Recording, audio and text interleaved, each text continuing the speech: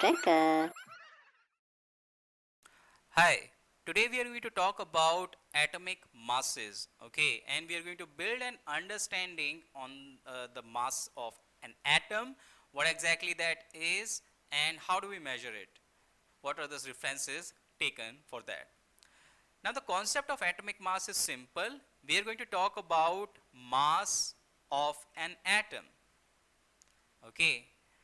So, as simple as it seems, it is not. Okay, because there are going to be very technological limitations in measuring the mass of an atom, choosing the reference, and you are going to talk. We are going to talk about all those things. So, let's talk about the first attempt to describe atomic mass.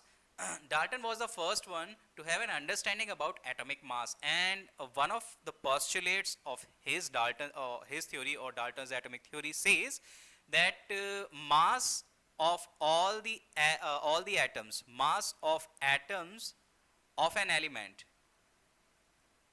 okay, is equal.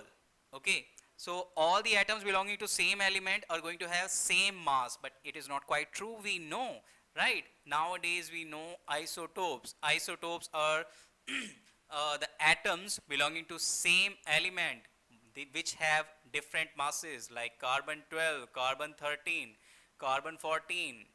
Okay, they are all atoms of carbon, but they have different masses. Oxygen 16, oxygen 18 as well.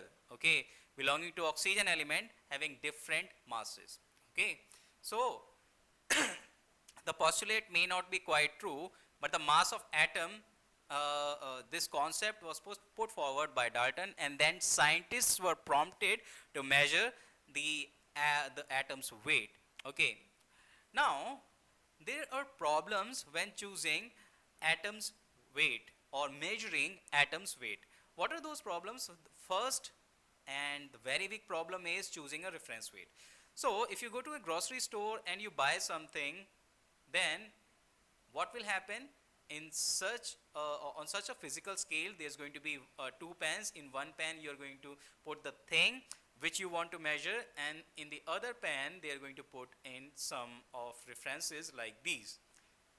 But when we want to measure the size of the weight of an atom, what will happen? You're going to put the atom here and the reference atom or atoms here. The problem is you will have to choose very small references. Okay, since atom is so small, it cannot be visualized with the help of even the most powerful electron microscope. So there are definitely problems associated with measuring. Now, the problems for choosing a reference weight are because, first of all, size of the atom is very small. Secondly, there are technological limitations as well, technical limitations as well. Okay, so what are technical limitations? Suppose you have chosen a measurement or reference weight like this, okay, to measure an atom. Even then you do not have the technology to isolate a single atom and then put it on a scale like this. You cannot do it very easily. So there are technical limitations as well. So we only measure the weight of an atom with relative methods. Okay, we don't do something exactly like this. We use different methods for that. What are those methods? You are going to study it in later classes. Now we are going to see what are the advantages or disadvantages of choosing different references. So earlier scientists have chosen hydrogen and even oxygen as a reference weight. Why hydrogen and oxygen? Because hydrogen and oxygen used to combine with almost everything. Okay, for example, if we talk about carbon, nitrogen, okay, hydrogen, oxygen combined with all these, forming carbon monoxide, carbon dioxide. With nitrogen, oxygen can combine nitric oxide, nitrogen dioxide, etc. With hydrogen, it can combine to give rise to what? H2O, right? So it was a wise idea to choose oxygen as a reference. Similarly, hydrogen was chosen at one time, but later on it was discarded. So we are going to talk about oxygen as a reference. What were the disadvantages here? So if we talk about carbon monoxide here, carbon and oxygen are present in 1:1. Good. Now, if we say weight of oxygen atom is 1 atomic mass unit. Earlier, remember, it was called atomic mass unit, but nowadays we call it U, 1U. It is representing unified atomic mass. Okay. So, we know, so if we say that 1 atomic mass unit is the weight of oxygen, we are going to have X atomic mass unit or unified atomic masses as the weight of carbon. Now it was known, if carbon monoxide is formed, then 16 grams of carbon, 16 grams of oxygen reacts with 12 grams of carbon. Okay, this was exact measurement. Okay, so we can go down and take this on a scale of atomic mass. So we can say if 16 unit, okay, of oxygen combines with 12 units of carbon, then to simplify, 4 atomic mass units or of oxygen will be combining with 3 atomic mass unit of carbon.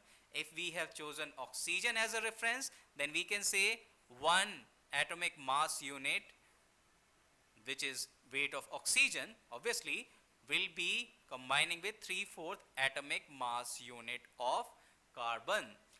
But as you can see, this is in fraction.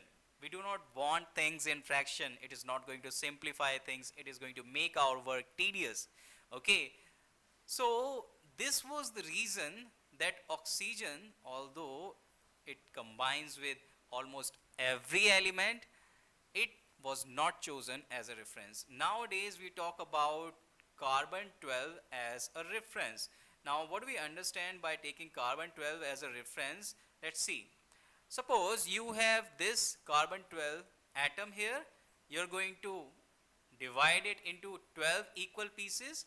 The weight of one piece was taken as one unified atomic mass or unified mass. Now, if you're going to put hydrogen or helium or lithium or oxygen or nitrogen in this pan, you will be taking 1 or 2 or 3 or many of these 1/12 pieces of carbon 12 to measure the weight. Okay, and on this basis, hydrogen's weight was coming out to be almost equal to 1 unified atomic mass.